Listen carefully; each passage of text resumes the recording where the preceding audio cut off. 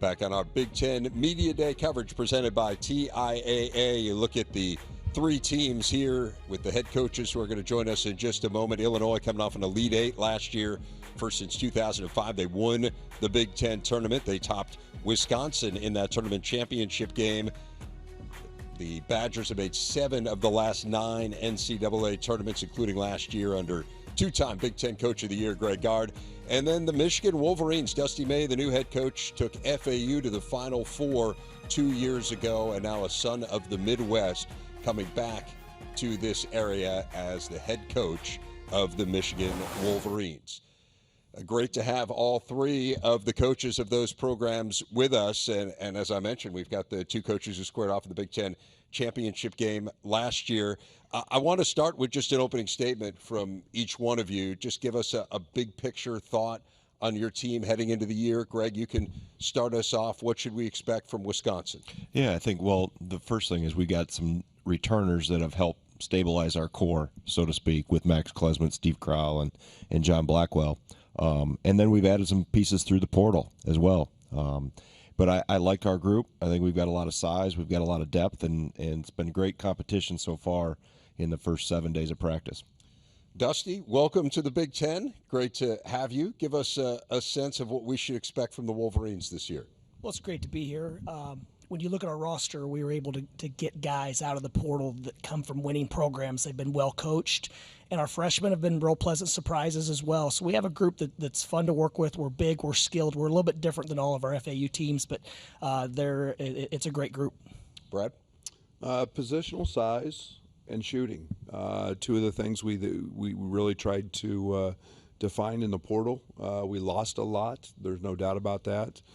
We've got a good mix of freshmen with a nice group of transfers, and got some veterans in Kylan Boswell. We've got a guy in Ty Rogers back. Those guys are going to have to lead us early, but a very, very talented group. I like this group in terms of their ability, but building on chemistry and something that we're going to have to work on as we move forward.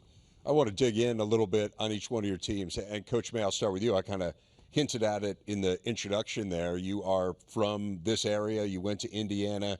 You were a student manager at IU under Bob Knight. What does it mean to be back and coaching in the Big Ten, this league that I know you had followed closely growing up and certainly in your time in college? My earliest memories were watching Big Monday and Super Tuesday. Those were the only exceptions to my curfew where I could stay up late watching hoops. So I'd been in Florida 9 years, so I was curious of how it was going to feel to be back in the Midwest. And immediately after landing in Ann Arbor, it just felt like I was home again. So I'm excited to go against such great coaches and storied programs. We were talking about before where every game is an event in the Big Ten.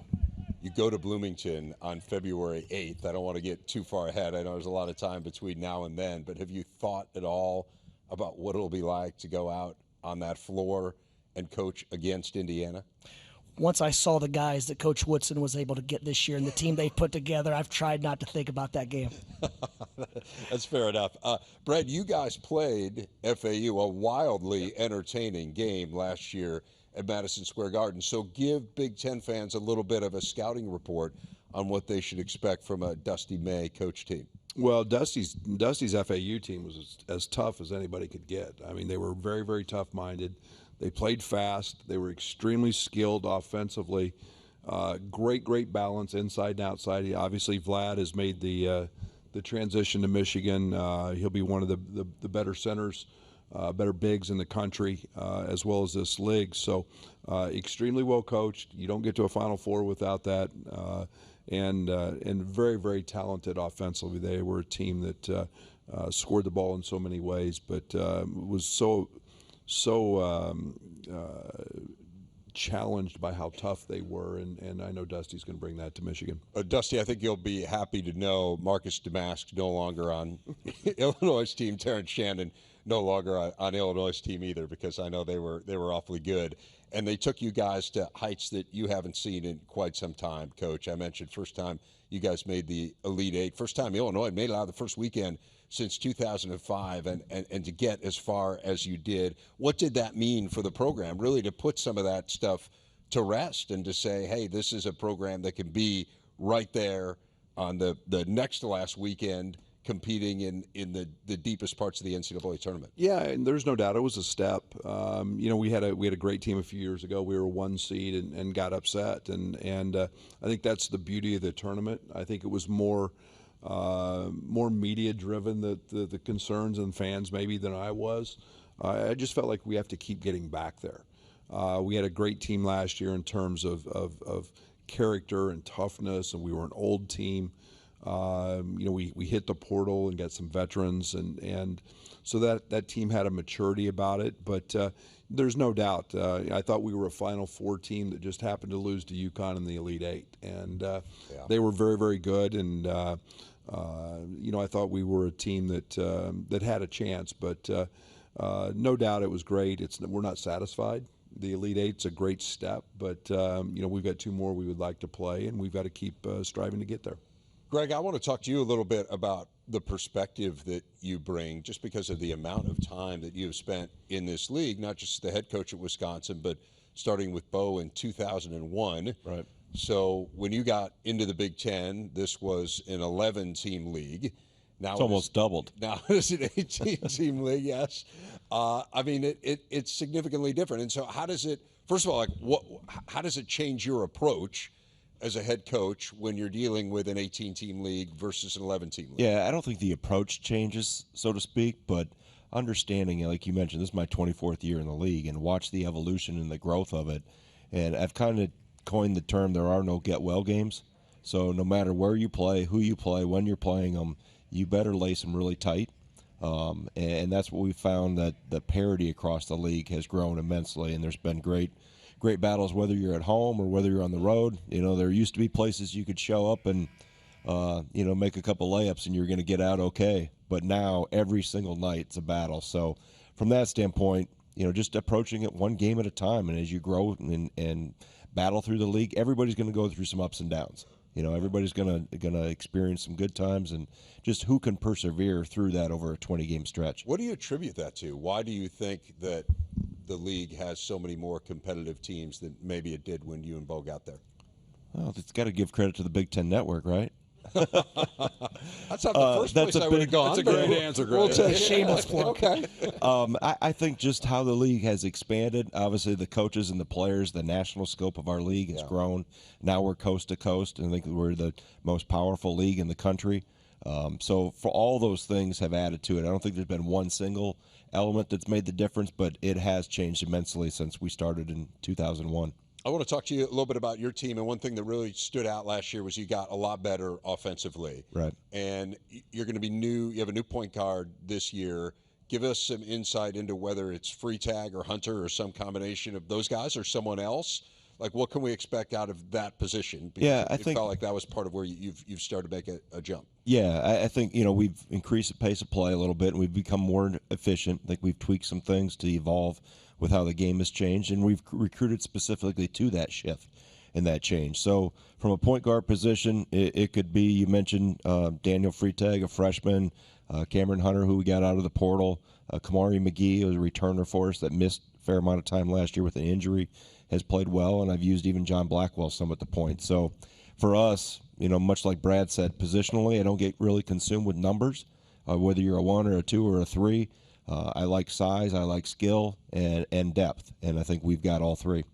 Brad, you have a ton of new faces. You only have one player back who averaged more than 3 points per game, and yet you guys are picked toward the very top of the league. And Robbie Hummel and I were talking about this on the schedule release day, and it almost seems like you enjoy kind of this putting together a new roster every year and fitting the pieces together, and then, as we know, you're willing to adjust kind of how you play in midseason and figure out what works best for your team.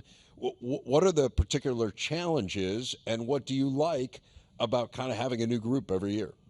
I guess it goes back to my junior college upbringing, where you've got 8, 10 new guys every year, and you have to figure it out and put those pieces together. But I say this, and this sounds crazy, I like to win. And so if we're doing something that starts that we don't like, we're going to not be afraid to change it. And I think that's one of the things that I feel very comfortable with, is making those changes. We got to, a system last year where we were able to maximized Marcus, as a power forward at Southern Illinois, became our kind of our lead guard and found a way to play to be successful. But and